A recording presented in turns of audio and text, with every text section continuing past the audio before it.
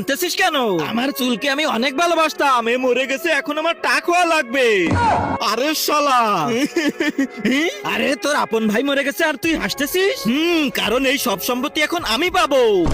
আরে শালা এটা ভাই নাকি শত্রু? জাহান, আমার জান, আমার গার্লফ্রেন্ড। জাহান, তুমি মরে গেছো, এখন আমার মেকআপ কে কিনে দেবে? জান, এখন আমার মোবাইলের রিচার্জ কে করে দেবে?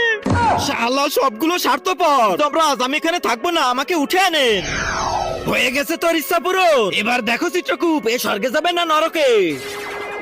আরে জান, তুমি কিভাবে মরে গেলে? তুমি আমাকে ভালোবাসার জন্য জীবন দিয়ে দিলে না তো?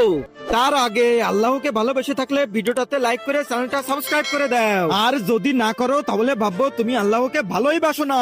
কমেন্টে বলে যাও আই লাভ আল্লাহ।